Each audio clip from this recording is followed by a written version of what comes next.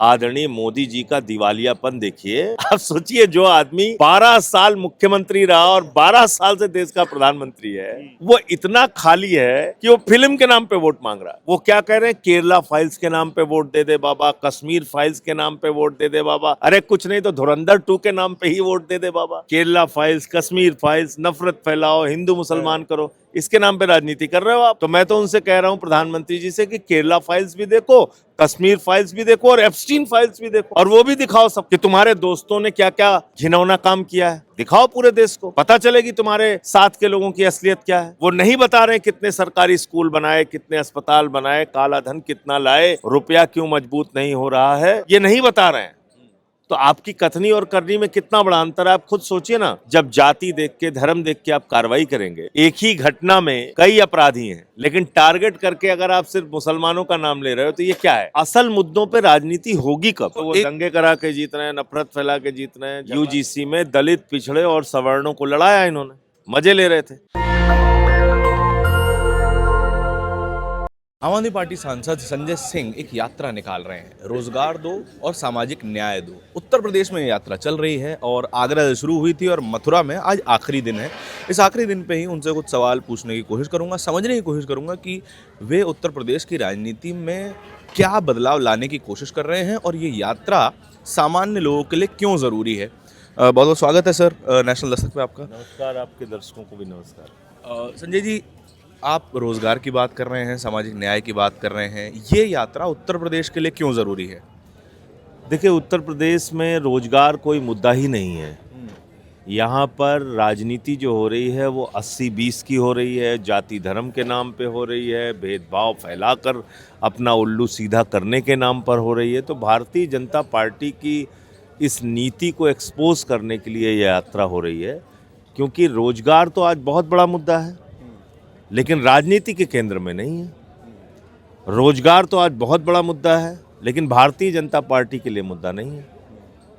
तो सवाल ये है कि जो नौजवान हमारा बेरोजगारी के कारण आत्महत्या कर रहा है, या इलाहाबाद विश्वविद्यालय में रह के, लखनऊ विश्वविद्यालय में रह के, BHU में रह के, आगरा विश्वविद्यालय में रह के, या फिर वो अलीगढ़ विश्वविद्यालय में रह के, मेरठ विश्वविद्यालय में पढ़ाई कर, वो अपनी तैयारी करता है, मेहनत करता है, उसके बाद पेपर लीक हो जाता है, उसकी जवाबदेही किसकी है? सिपाही का पेपर लीक, दरोगा का पेपर लीक, क्लर्क का पेपर लीक, टीचर का पेपर लीक, PCSJ का पेपर लीक, यहाँ तक कि हाई स्कूल इंटर का पेपर लीक उत्तर प्रदेश में।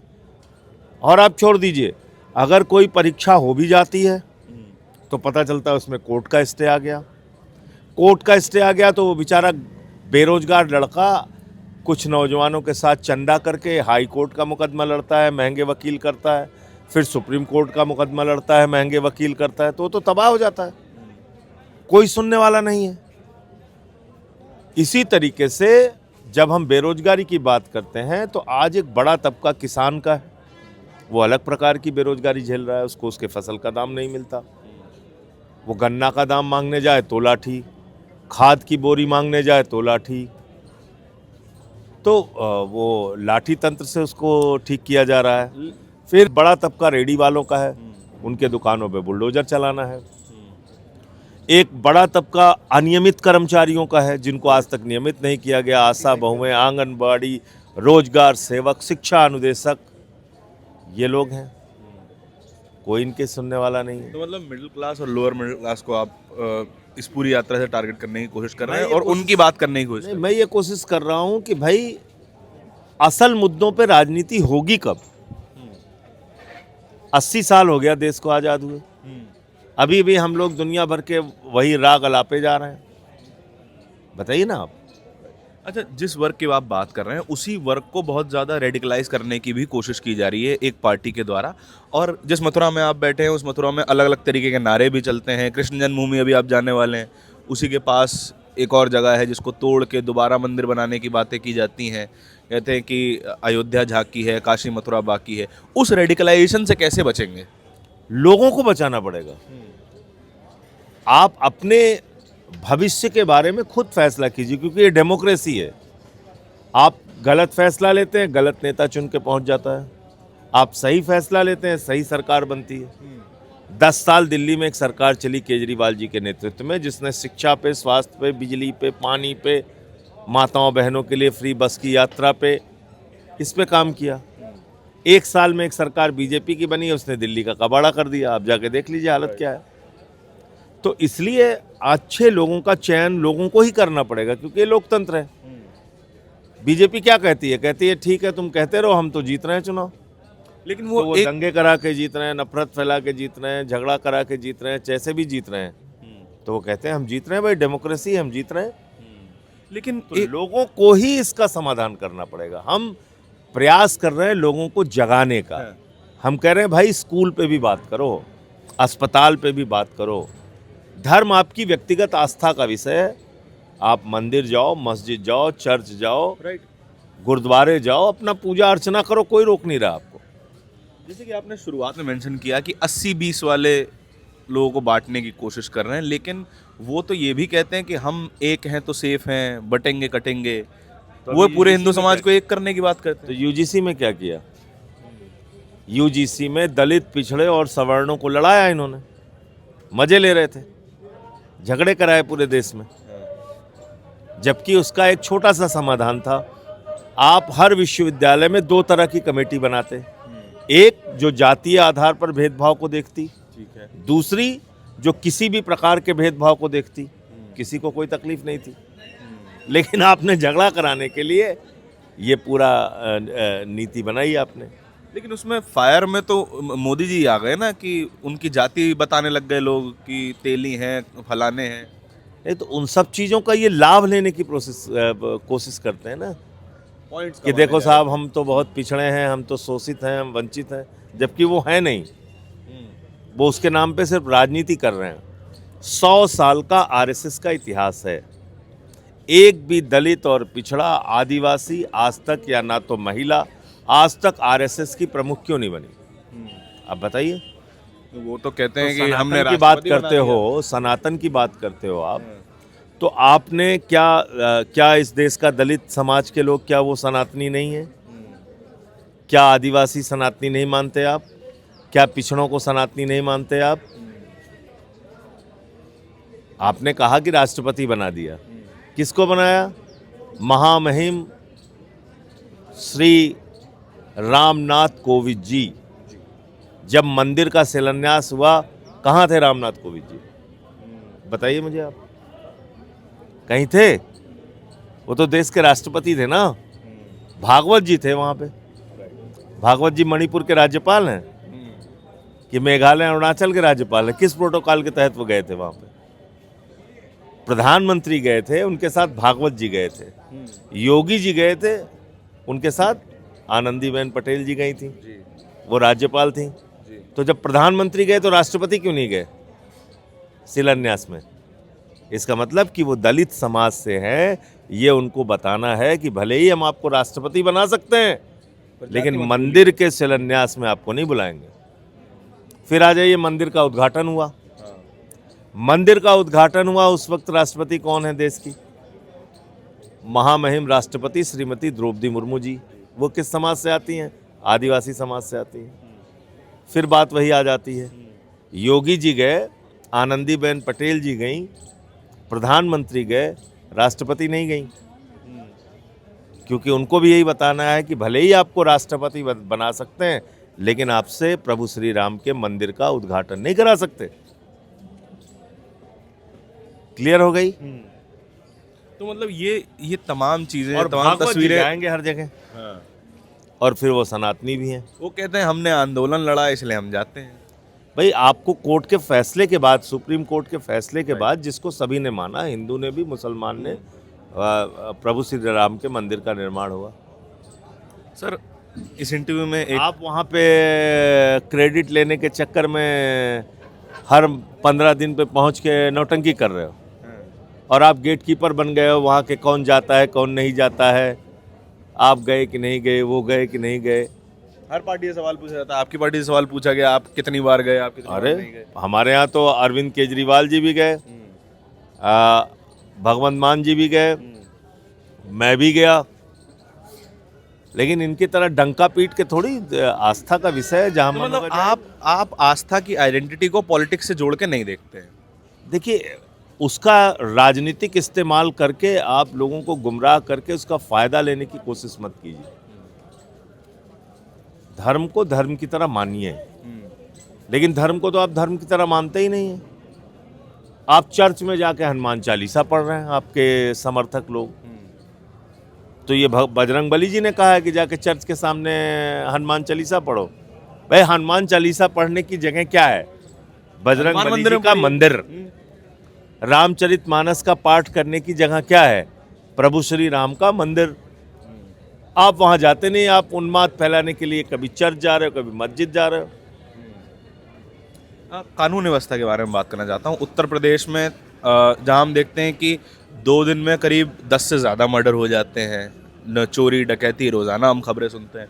दूसरी तरफ उत्तर प्रदेश के मुख्यमंत्री जी कहते हैं कि हमने ऐसी व्यवस्था बनाई है कि सारे गुंडे मवाली सब भाग गए हैं यहाँ से।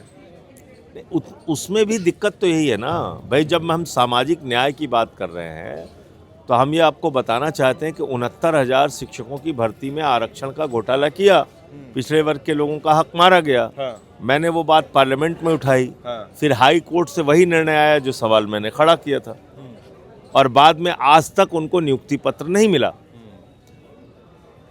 तो आपकी कथनी और करनी में कितना बड़ा अंतर है, आप खुद सोचिए ना। जब जाति देख के, धर्म देख के आप कार्रवाई करेंगे, एक ही घटना में कई अपराधी हैं, लेकिन टारगेट करके अगर आप सिर्फ मुसलमानों का नाम ले रहे हो तो ये क्या है? योगी जी को ये समझना चाहिए कि वो 25 करोड़ लोगों के मुख्यमंत्री हैं। वो इस प्रदेश के अभिभावक हैं जिसको लोगों ने चुना है। तो उनकी जिम्मेदारी है अपने प्रदेश में आने वाले सभी लोगों का ख्याल रखें, सबके साथ समान दृष्टि से व्यवहार करें, तब तो सबका साथ सबका विकास है ना। लेकिन उन्होंने इमेज तो ऐसी बना ही ली है। नहीं तो फर्जी ऐसे ही सबका साथ सबका विकास नारा लगाते रहिए।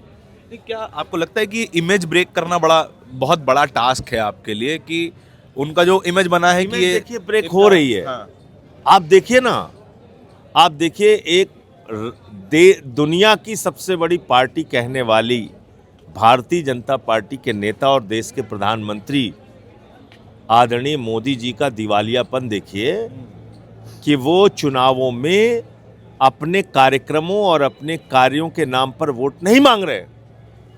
वो नहीं बता रहे कितने सरकारी स्कूल बनाए, कितने अस्पताल बनाए, काला धन कितना लाए, किसानों की फसल की आमदनी दोगुना हुई कि नहीं हुई, रुपया क्यों मजबूत नहीं हो रहा है, ये नहीं बता रहे हैं। वो क्या कह रहे हैं? केरला फाइल्स के नाम पे वोट दे दे बाबा, कश्मीर फाइल्स के नाम पे वोट दे दे बाबा, अरे कुछ नहीं तो धुरंधर 2 के नाम पे ही वोट दे दे बाबा। आप सोचिए, जो आदमी 12 साल मुख्यमंत्री रहा और 12 साल से देश का प्रधानमंत्री है, वो इतना खाली है कि वो फिल्म के नाम पे वोट मांग रहा है। उसके अच्छी लगी होगी। उसके नहीं तो फिर इस देश में तो बहुत सारी पिक्चरें हैं। क्रांति हिसाब से जो सेट हुई उन्होंने मांग लिया। क्रांति फिल्म बनी थी, देखिए जाके एक बार अमित शाह और सारे कैबिनेट। एक फिल्म बनी थी जहां डाल डाल पर सोने की चिड़िया करती हैं बसेरा, उसको देखिए। एक फिल्म बनी थी न हिंदू बनेगा न मुसलमान बनेगा, इंसान की औलाद है इंसान बनेगा, जाकर देखिए। सबका साथ सबका विकास की बात करते हो ना आप, जाके देखिए ये सारी फिल्में। शहीद आई थी मनोज कुमार जी की फिल्म, पूरब पश्चिम आई थी मनोज कुमार जी की फिल्म, जिसमें गाना था जब जीरो दिया मेरे भारत ने, दुनिया को फिर गिनती आई, है प्रीत जहां की रीत सदा। मतलब संजय सिंह जी तो ये फिल्में क्यों नहीं देखते आप? अच्छी फिल्मों के सजेशन भी देते हैं, अच्छे 100% गानों मैं के फिल्में देखता हूँ। हाँ। खूब जम के फिल्में देखता हूँ, खूब मन से गाने गाता हूँ। हमारे कार्यक्रम कल आप देखे होंगे, शाम को हम हर दिन सांस्कृतिक कार्यक्रम करते हैं जिसमें देशभक्ति के गीत गाते हैं, कुछ लोग भजन भी गाते हैं। सर आपके तो साथ आप मुझे बताइए कि प्रधानमंत्री जी को मैं अच्छी फिल्में सजेस्ट करने को तैयार हूँ। मैं तो सांसद हूँ। मैं सबका, सारे के सारे लोगों को ये कहना चाहता हूँ, एक बार जाइए शहीद आजम भगत सिंह की जिंदगी पर बनी हुई मनोज कुमार की फिल्म देखिए। अच्छा देखिए ना, आप तो सिर्फ क्या केरला फाइल्स, कश्मीर फाइल्स, नफरत फैलाओ, हिंदू मुसलमान करो, इसके नाम पे राजनीति कर रहे हो आप। तो मैं तो उनसे कह रहा हूं प्रधानमंत्री जी से कि केरला फाइल्स भी देखो, कश्मीर फाइल्स भी देखो और एप्स्टीन फाइल्स भी देखो, और वो भी दिखाओ सबको कि तुम्हारे दोस्तों ने क्या क्या घिनौना काम किया है। दिखाओ पूरे देश को, पता चलेगी तुम्हारे साथ के लोगों की असलियत क्या है। दिखाइए फिल्म ना। फिर आपने ट्वीट किया था कि हम एप्स्टीन की बात करेंगे नाराज हो जाएंगे। नाराज हो गए थे। मैंने पार्लियामेंट में बोला था कि भाई एप्स्टीन फाइल्स में मोदी जी का भी नाम आया है। मैं ये नहीं कह रहा हूं कि कोई उनका नाम किसी ऐसे कृत्य में आया है जो कि आपत्तिजनक है। वो एक चर्चा में उनका नाम चर्चा मेंशन में उनका नाम मेंशन किया गया है, लेकिन उनके दोस्तों का नाम तो कुकृत्य में भी आया है। अनिल अंबानी का नाम तो कुकृत्य में भी आया है। तो सवाल उठेंगे नहीं उठेंगे? तो मतलब एप्स्टीन फाइल दुनिया भर में एक बहुत बड़ा विषय है। दुनिया भर उसके नाम के पे इस्तीफे तमाम हो रहे हैं। इस्तीफे हुए, दुनिया भर में तमाम लोगों की गिरफ्तारियां हुई, दुनिया भर में तमाम कार्रवाइयां हुई, लेकिन मोदी जी इस पे मौन है, खामोश है। कैसा रिएक्शन होता अगर किसी विपक्ष के नेता का कोई नाम आ जाता तो? गोदी मीडिया नाच रहा होता उछल उछल के। आपने देखा नहीं, एक टीवी चैनल है जिसकी एक महिला पत्रकार ने एप्स्टीन फाइल्स में भी बचाव करने का काम किया। इससे ज्यादा शर्मनाक बात कोई हो सकती है? हाँ, वो तो पावर ब्रोकर था, तब उसमें फिर- क्या परेशानी है। तब फिर मीडिया पे बात कर लेते हैं। आप यात्रा निकाल रहे हैं उत्तर प्रदेश में, एक बड़े राजनीतिक प्लेयर हो सकते हैं आप आगे आने वाले समय में। आपको एक मीडिया ब्लैकआउट दिया जाता है जो कि आप ऑब्जर्व भी कर रहे होंगे, मेन स्ट्रीम मीडिया ब्लैकआउट। और जो छोटे यूट्यूबर्स हैं वो आपको कवर करते हैं, हम जैसे चैनल कवर करते हैं तो हमारे चैनलों पे बैन लगता है, विदहेल्ड किए जाते हैं। देखिए, मैं अब गोदी मीडिया की कोई चिंता नहीं करता। हाँ, इसको तो आप अपने चैनल पे चला दीजिएगा। हाँ। मैं परवाह भी नहीं करता और मैं चाहता भी नहीं कि वो लोग आए, एकदम नहीं चाहता। आपकी कोई बातचीत भी नहीं हुई इस यात्रा नहीं के नहीं दौरान? नहीं, कोई नहीं। मैं एक सूचना सबको जाती है, उनको भी जाती है। हाँ, हाँ, हाँ। कभी कोई अनुरोध नहीं कि आप आओ या ना आओ, आपकी मर्जी, दिखाओ ना दिखाओ। क्यों ये बात मैं कह रहा हूँ?